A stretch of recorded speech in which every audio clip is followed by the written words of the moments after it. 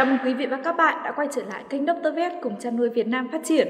Mùa hè luôn là mùa chăn nuôi vất vả nhất, nắng nóng, oi bức bởi ảnh hưởng của áp thấp nhiệt đới hay cơn mưa bão mùa hè. Nhiệt độ mùa hè có thể lên đến từ 38 đến 40 độ. Nắng nóng gây stress cho heo, làm giảm sức đề kháng, giảm tăng trưởng và sức sản xuất. Ngoài ra, đây cũng là điều kiện để phát sinh lây lan dịch bệnh cho người chăn nuôi. Vì vậy, để hạn chế thấp nhất hậu quả do nắng nóng gây ra trên heo, trong chuyên đề ngày hôm nay, Dr. Vet sẽ gửi đến quý bà con những yếu tố cần khắc phục để có biện pháp chống nóng hiệu quả nhất. Ở đây, quý bà con cần nắm được, chống nóng cho heo là công việc cần được thực hiện một cách tổng thể, đồng bộ chứ không phải thực hiện một công việc là được. Chống nóng sẽ bao gồm nhiều công việc từ chuồng trại, vệ sinh, chăm sóc, thức ăn, nước uống, sát trùng và tiêm phòng. Vậy những vấn đề mà quý bà con hay gặp trong vấn đề chống nóng là gì? Đầu tiên là về vấn đề chuồng trại, mái hiên giáp với giàn mát không có phần hiên thừa. Sai lầm này sẽ làm cho gió nóng từ bên ngoài hút qua giàn mát vào trong chuồng và làm nóng chuồng. Vì vậy thì trước giàn mát chúng ta nên dùng một lớp bạt hoặc lớp lưới để che chắn cho giàn mát để tránh nắng chiếu vào. Ban ngày thì chúng ta có thể hạ xuống và ban đêm chúng ta kéo lên để cho gió vào giàn mát và vào được trong chuồng. Thứ hai là phun nước trên mái muộn. Nhiều trại thì đến khi nắng cao điểm mới bật phun mái, như vậy sẽ làm cho mái rất nóng và hấp xuống chuồng.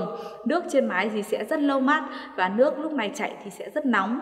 Khi xuất hiện nắng gắt thì chúng ta nên bật phun mái nước ở trên mái luôn. Nhiều trại thì có hệ thống phun sương trong chuồng. Khi phun thì chúng ta cũng cần phải quan tâm đến tăng cường thông gió và thoát nước ở xung quanh để tránh làm tăng độ ẩm ở trong chuồng nuôi.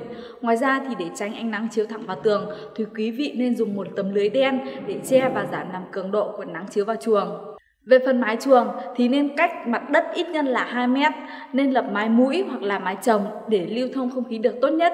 Chọn loại vật liệu mái không nên quá nóng. Nếu đối với mái nóng thì chúng ta nên lắp thêm hệ thống chống nóng. Hệ thống quạt thông gió và dán mát lắp phải hợp lý, nên theo hướng dẫn của kỹ sư thiết kế chuồng trại sao cho thông thoáng tốt nhất và giảm được lượng khí độc lưu thông trong chuồng. Quạt nên lắp ở thế nằm ngang, độ cao quạt ngang với lưng của vật nuôi nhằm giảm khí CO2, NH3 trong chuồng nuôi. Không nên treo quạt ở trên trần nhà, trên cao vì khi gió ở trên đó thổi xuống là gió nóng và hiệu quả chống nóng của chúng ta sẽ thấp. Khi nóng thì heo thường giảm khả năng hấp thu và tiêu hóa thức ăn, giảm sức đề kháng với các mầm bệnh, nên nếu chuồng trại bẩn, heo càng dễ bị nhiễm bệnh hơn bình thường. Chưa kể chuồng trại sạch sẽ giúp cho giảm đáng kể hơi nóng bốc ra từ phân, giảm côn trùng lây bệnh. Đối với mỗi loại heo thì nhu cầu nhiệt độ là khác nhau, vì vậy cần phải đảm bảo heo không bị nóng. Đối với chuồng sàn hay là chuồng nền thì chúng ta cũng cần phải đảm bảo sạch sẽ, hạn chế heo nằm hoặc đè lên phân. Hai là về vấn đề thức ăn nước uống. Bình chứa nước, pha thuốc, đường ống nước ở ngoài trời nắng không có vật che phủ. Với sai lầm này thì đường nước uống sẽ nóng, heo sẽ giảm uống và không cung cấp đủ nước cho cơ thể. Ngoài đường nước nóng, nhiều trại không kiểm tra nụ uống, nhiều nụ uống thì không có nước để vào và heo không thể uống được nước. Về vấn đề dinh dưỡng thì cho heo ăn chia làm nhiều bữa trong ngày, mỗi lần cho ăn ít nhưng về tăng số bữa trong ngày, tránh cho heo ăn vào thời điểm nắng nóng.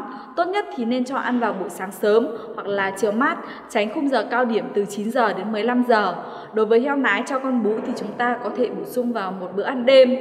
Về vấn đề chăm sóc và nuôi dưỡng, nuôi với mật độ dày, mùa hè thì các trại cần phải giãn mật độ để không cho heo quá nóng. Tắm cho heo từ 1 đến 2 lần trên một ngày. Tuy nhiên thì trước khi tắm thì chúng ta cần phải làm cho mát chuồng, nền chuồng rồi mới phun vào heo. Khi để heo đang nóng, thở dốc, dùng ngay nước lạnh để tắm. Đây là sai lầm vô cùng quan trọng. Heo thở dốc là do nó bài tiết mồ hôi không kịp, cơ thể quá nóng, không thoát được hết nhiệt ra bên ngoài. Nếu như lúc này chúng ta vội dội nước lạnh vào cho heo, do nhận được kích thích quá mạnh vì nước lạnh, các lỗ chân lông trên toàn cơ thể sẽ bị thu nhỏ lại, sự thoát nhiệt ra ngoài sẽ bị cản trở, nhiệt độ trong cơ thể vì thế mà tăng đột ngột. Theo đó, nhẹ thì sẽ bị sốt cao, viêm phổi, còn nếu nặng thì sẽ bị tử vong.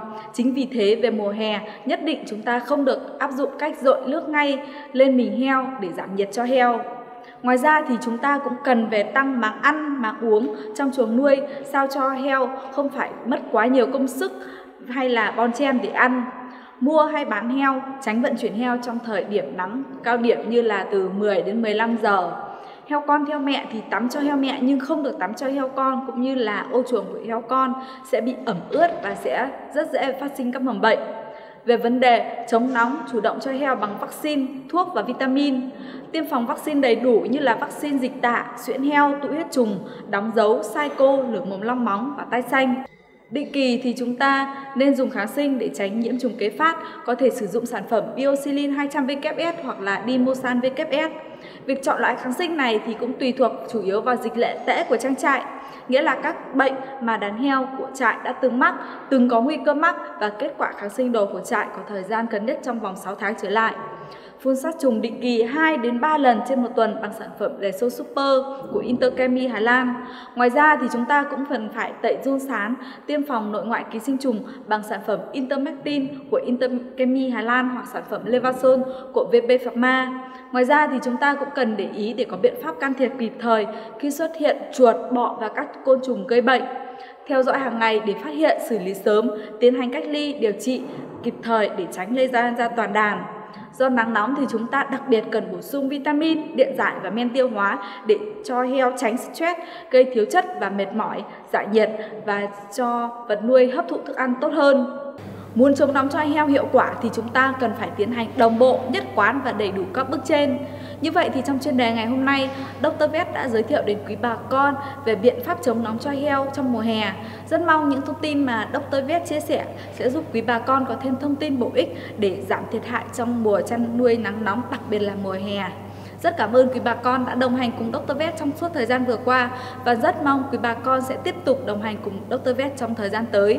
Chúc quý bà con chăn nuôi ngày càng thành công. Xin chào và hẹn gặp lại quý bà con ở những chuyên đề tiếp theo. Xin chào và hẹn gặp lại.